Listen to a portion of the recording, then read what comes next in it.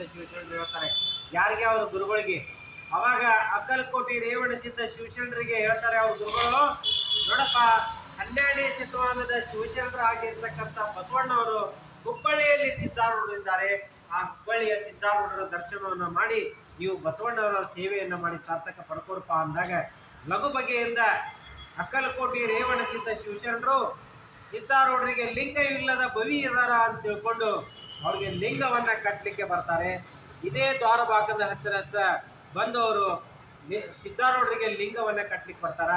ಹುಬ್ಬಳ್ಳಿಯ ಸಿದ್ಧಾರೂಢರು ದಿವ್ಯ ದೃಷ್ಟಿ ಅಂತ ಕಂಡು ಏನ್ ಮಾಡ್ತಾರೆ, ತಮ್ಮ ಮಠವನ್ನ ಬಿಟ್ಟು ದ್ವಾರಬಾಗಿಲ ತನಕ ಬಂದು ಸ್ವಾಗತವನ್ನು ಮಾಡ್ತಾರೆ ಅಕ್ಕಲಕೋಟಿ ರೇವಣ ಸಿದ್ಧ ಶಿವಶರಣರಿಗೆ.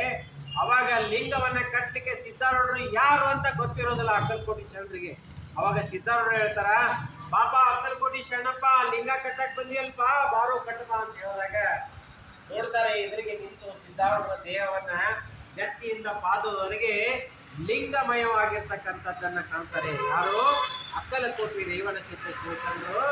ಸಾಕ್ಷಾತ್ ಶಿವಸ್ವರೂಪಿಗಳಾಗಿರ್ತಕ್ಕಂಥ ಸಿದ್ಧಾರೂಢರೇ, ನಿಮಗೆ ನಾನು ಹೇಗೆ ಲಿಂಗವನ್ನ ಕಟ್ಟಲಿ? ಸಾಕ್ಷಾತ್ ಪರಶಿವನ ಅವತಾರ ಆಗಿರಿ. ಗುರುವೇ, ನನ್ನ ತಪ್ಪನ್ನು ಕ್ಷಮಿಸು. ನೀವು ಇಂದಿನಿಂದ ನನ್ನನ್ನು ಶಿಷ್ಯನನ್ನಾಗಿ ಮಾಡಿ ನನ್ನ ಒಂದು ಸದ್ಗತಿಯನ್ನು ಪಡೀರಿ. ನಿಮ್ಮ ಜೊತೆಗೆ ನಾನು ಸೇವೆಯನ್ನು ಮಾಡಲಿಕ್ಕೆ ಅವಕಾಶ ಮಾಡಿಕೊಡ್ರಿ ಅಂತೇಳಿ ಗುರುವಿನಲ್ಲಿ ಕೇಳ್ತಾರೆ. ಯಾರ ಹತ್ರ? ಸಿದ್ಧಾರೂಢರ ಹತ್ರ ಅಕ್ಕಲಕೋಟಿ ಶರಣರು ಅತ್ಯಂತ ಪ್ರೀತಿಯಿಂದ ತಾಯಿ ಮಗುವನ್ನು ಎತ್ತಿಕೊಳ್ಳುವಂತೆ ಏನ್ ಮಾಡ್ತಾರೆ ಅಂತಂದ್ರೆ, ಸಿದ್ಧಾರೂಢರು ಅಷ್ಟು ಪ್ರೀತಿಯಿಂದ ಅಕ್ಕಲಕೋಟಿ ಶರಣರನ್ನ ಕೈಲಾಸ ಮಂಟಪಕ್ಕೆ ಕರೆದುಕೊಂಡು ಹೋಗಿ ಎಲ್ಲ ಭಕ್ತರಿಗೆ ಪರಿಚಯಿಸಿ ತಮ್ಮ ಮಠದಲ್ಲಿ ಶಿಷ್ಯನನ್ನಾಗಿ ತಮ್ಮ ಬಲಗೈಯಾಗಿ ಅವರು ಸೇವೆಯನ್ನ ಮಾಡಲಿಕ್ಕೆ ಆ ಒಂದು ಸಿದ್ಧಾರೂಢರು ಇಟ್ಟುಕೊಳ್ತಾರೆ. ಇದು ಇತಿಹಾಸ.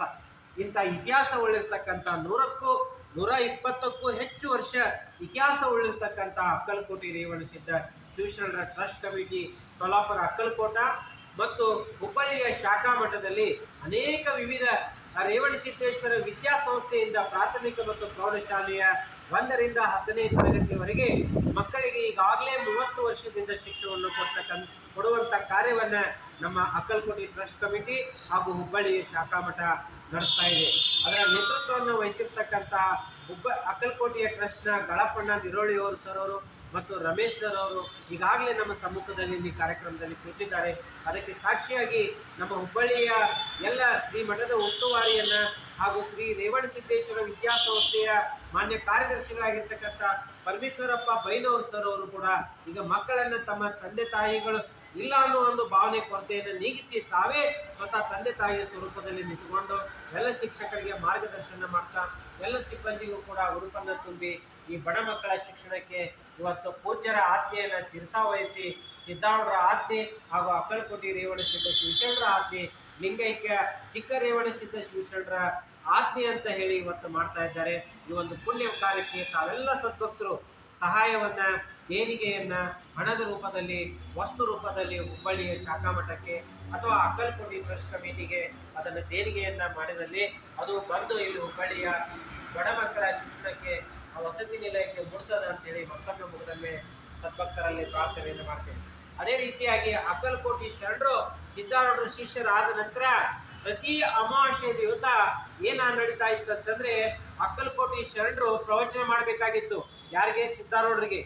ಎಲ್ಲ ಶಿಷ್ಯರಿದ್ರೂ ಕೂಡ ಸಿದ್ಧಾರೂಢರು ಎಷ್ಟು ಪ್ರೀತಿ ಇದ್ರು ಅಂದ್ರೆ ಅಕ್ಕಲಕೋಟಿ ಶರಣರ ಮೇಲೆ